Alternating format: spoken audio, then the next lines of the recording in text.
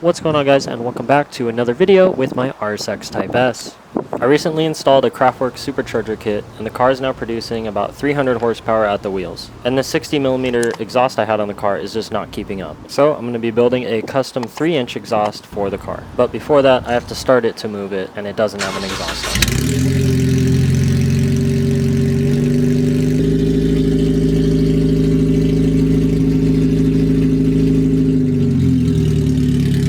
For comparison, here's my 2002 Civic Si EP3, which is already pretty loud. Sorry, neighbors.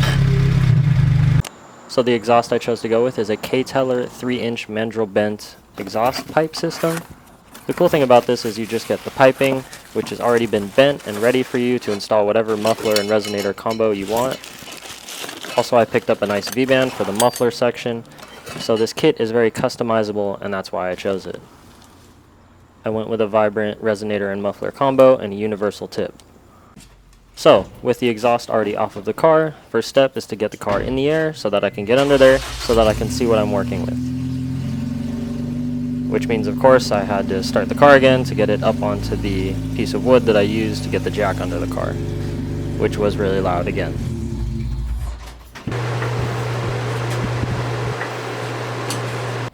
I chose to start the exhaust right at the flange where my test pipe connects.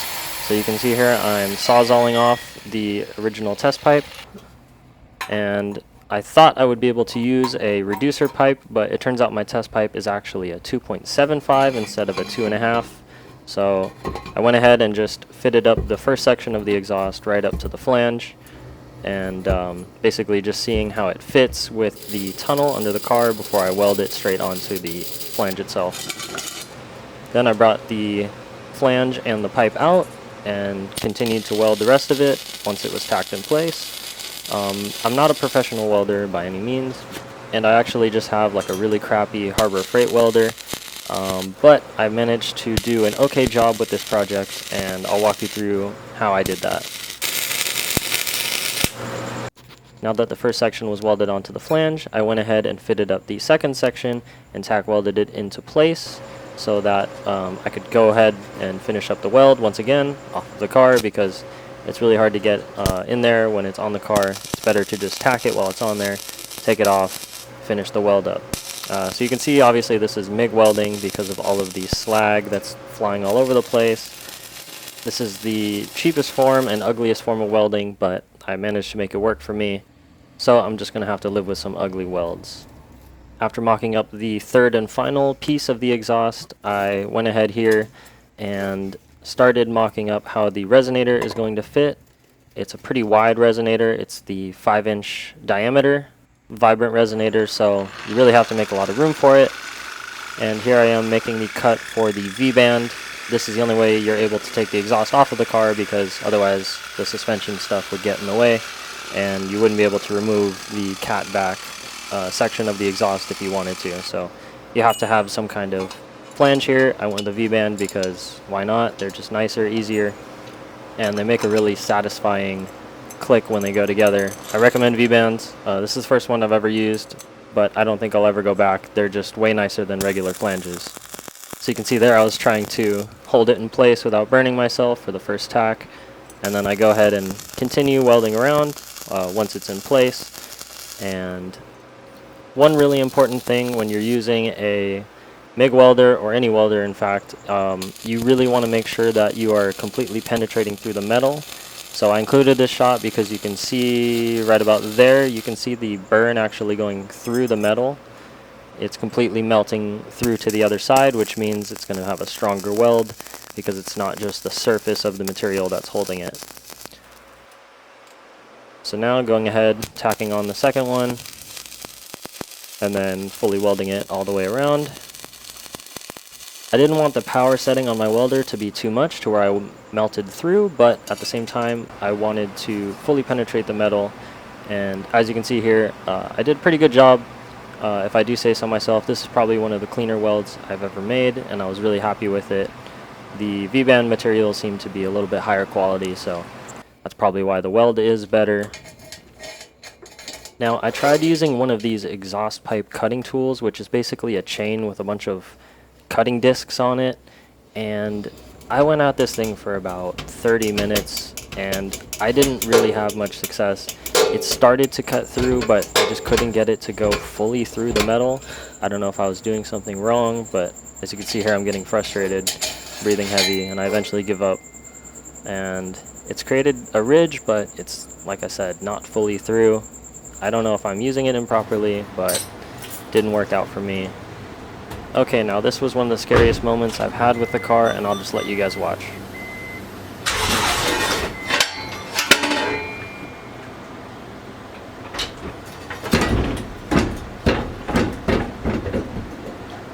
So yeah, I started the car in first.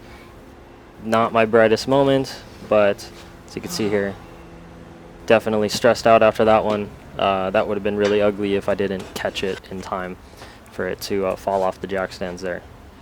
Now getting back in the car to start it, really checking it's in neutral here, as you can hear.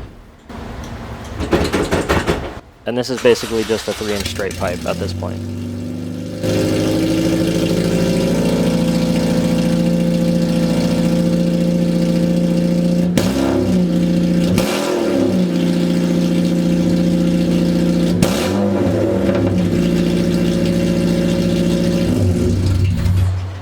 Now it sounded good, but obviously a muffler and resonator are 100% needed, so here I am cutting the second portion of the piping where the resonator is going to go, and I used the indentation I made with the pipe cutter tool to start where I was going to cut. The problem with that is that now I had to file down this ridge that it made. Another thing I didn't like about the exhaust pipe cutter tool, I've seen YouTubers use them and swear by them, but I just didn't have any luck. So after filing it down quite a bit, had to go back, file it a lot actually. I got it to fit up in a place that I liked, basically just mocking it up still, and now I'm going to give it a startup with just the resonator.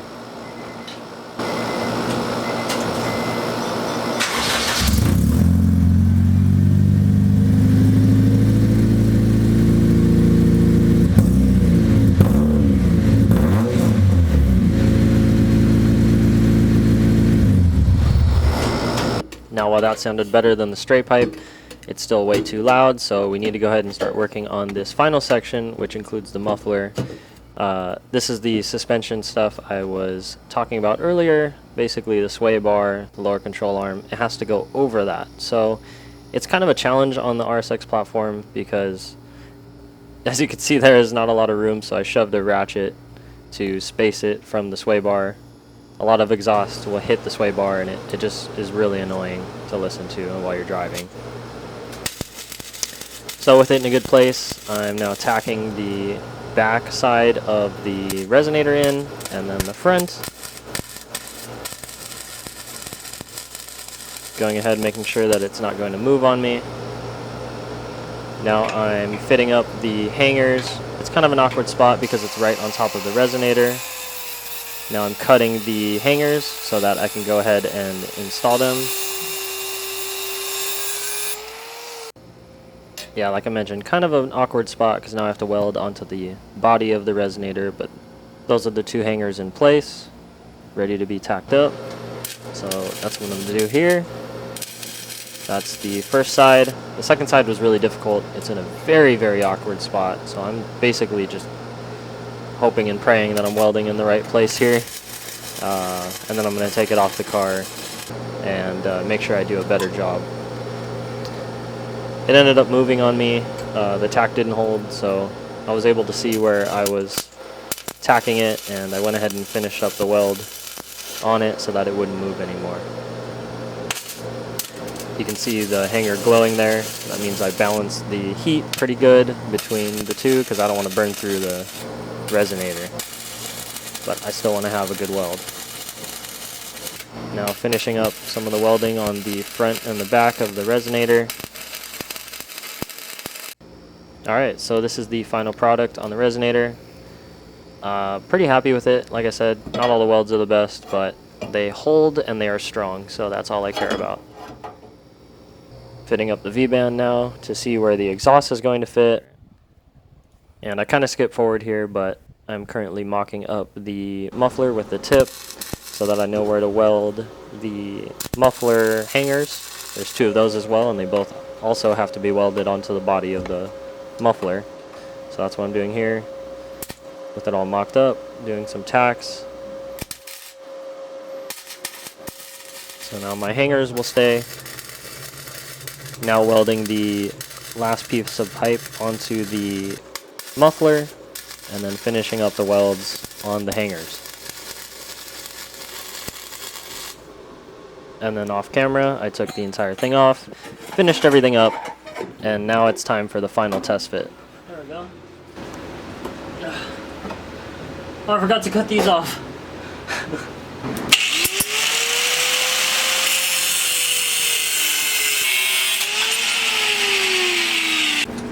So this is the final product.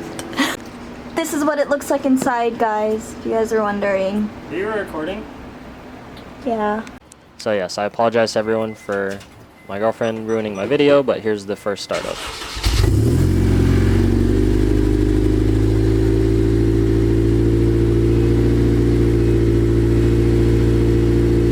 Here I'm doing a quick check for leaks before I rev it to see how it sounds.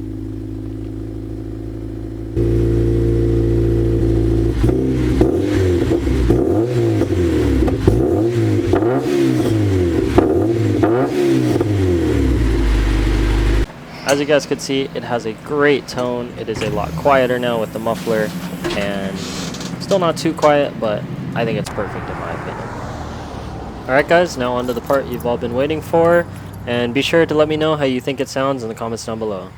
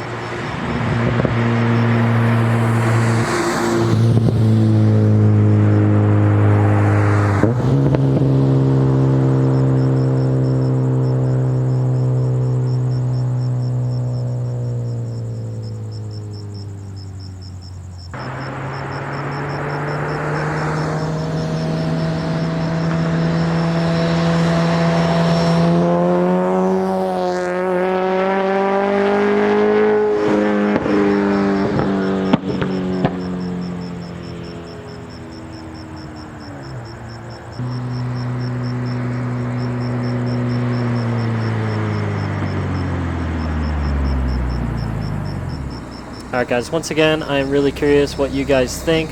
I think this is one of the best sounding Honda exhausts that I've ever heard, if I do say so myself. Maybe I'm just being biased because I'm the one who made it, who put it on my car, so let me know in the comments down below. What do you guys think? Does it sound like every other riced out Honda, or does it sound good? I think it has kind of like almost like a rumble to it. It's kind of not very Honda-like, but let me know. As always, thank you guys for watching. Leave a like if you enjoyed, and subscribe for more stuff like this. Peace!